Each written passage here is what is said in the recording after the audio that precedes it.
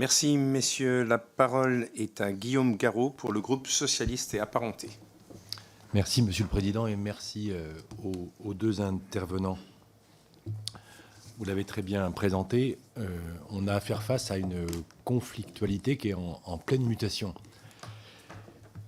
Aussi parce qu'on a des acteurs qui ne sont plus exactement les mêmes que dans le passé, avec une montée en puissance d'acteurs non étatiques, qu'ils soient des groupes terroristes ou qu'ils relèvent du crime organisé. Aussi avec des formes d'intervention qui ne sont pas non plus tout à fait classiques. Et vous l'avez d'ailleurs évoqué dans votre propos. Ça concerne la manipulation de l'information, ça concerne, la collègue il faisait référence, des technologies extrêmement élaborées, et ça change les formes même de la conflictualité. Alors face à ça, et c'est l'objet de notre échange ce matin, comment on s'adapte? Parce que jusqu'à présent, on est davantage en réaction qu'en anticipation. Et ce qui est frappant, c'est que aujourd'hui, la question du sort des civils doit être posée comme une question centrale. Pourquoi? Parce que lorsqu'on était au moment de la Première Guerre mondiale, 9 victimes sur 10 étaient des soldats. Mais aujourd'hui, 9 victimes sur 10, ce sont des civils, des femmes, des enfants en particulier.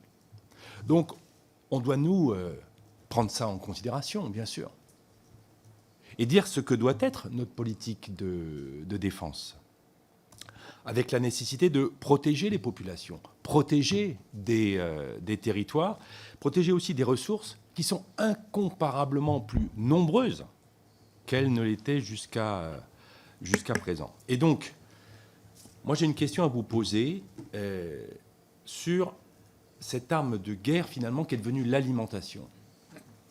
Merci. Comment vous envisagez les choses dans le cadre d'une politique de défense? Je vous remercie. Merci, chers collègues. Messieurs.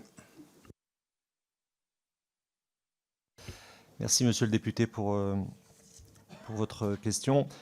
Alors, d'abord, sur l'aspect conflictualité et l'importance des acteurs non étatiques, vous avez mentionné les groupes armés terroristes ou les milieux criminels et les organisations notamment de trafic de drogue ou d'êtres humains. C'est tout à fait décisif. Je pense que nous manquons de travaux, en particulier sur la deuxième dimension, pour des raisons assez évidentes d'accès aux données. Mais il faut l'avoir à l'esprit.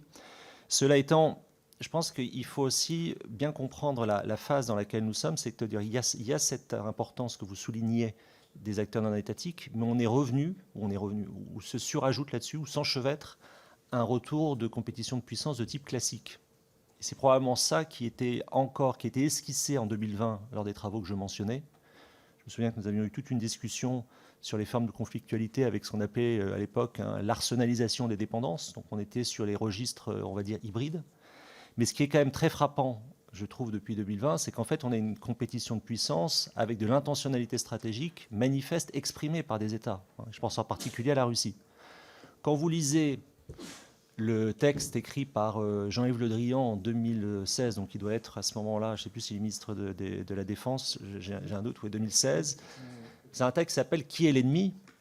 Bon, il y a peu de ministres européens en fait, capables d'écrire un tel texte, et ce qui est parfaitement clair, c'est que c'est Daesh.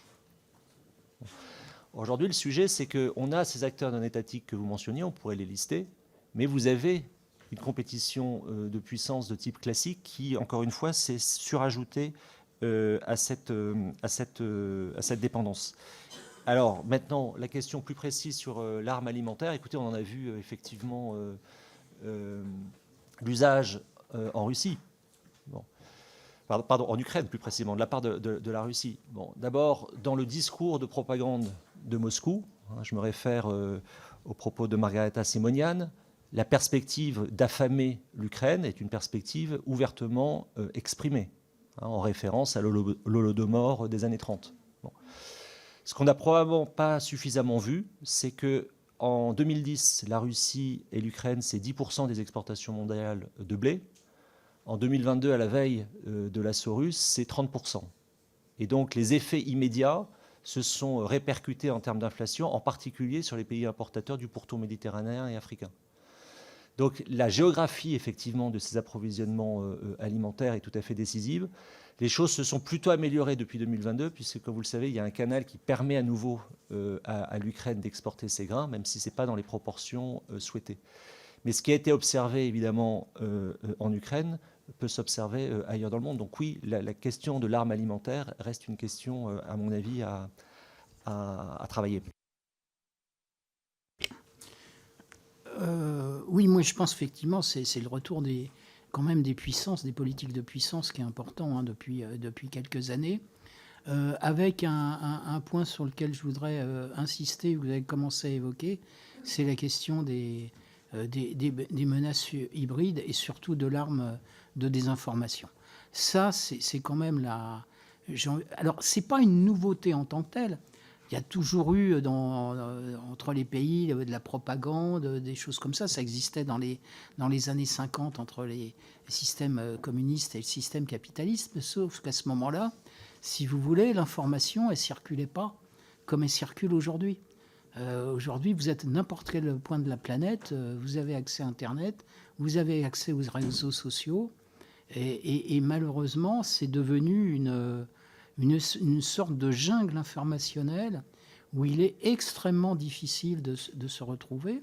Alors je sais qu'au niveau français, il y a, je ne sais plus comment ça s'appelle, ce qui a été mis en place justement pour lutter contre, ça se finit par NIOM, enfin je ne sais plus quoi, pour contre la guerre, enfin, Virginium, ouais, Virginium, voilà c'est ça, le GSDSN, contre la guerre informationnelle.